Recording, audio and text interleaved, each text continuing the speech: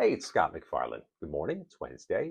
In the next 24 to 48 hours, we expect a pretty pivotal vote in Indiana about whether to redraw their district lines, their congressional district lines, to make them more favorable for Republicans in next year's election.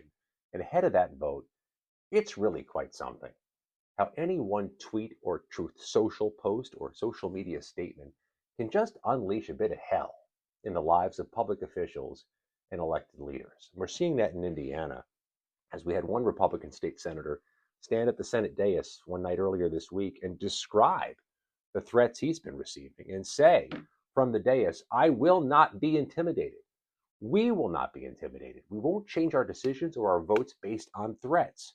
And he described what we casually refer to as a pizza doxing. That's where someone tries to target a public official and sends an unsolicited pizza to his or her home to try to let them know we know where you live, we know where your family is, we know where you are. And the senator said he's not going to be intimidated by that, and then joked that his only regret said he couldn't keep perfectly good pizza. But it's not just Indiana. It's happening in communities big and small, north and south, east and west. And the U.S. Capitol Police put a number on it a few weeks ago. They said that so far this year, they've been called to investigate more than 14,000 possible threats against federal legislators, just against members of Congress. That's several thousand more than there were in all of 2024, a year in which there were several thousand more than just a few years prior. And it's a metastasizing issue.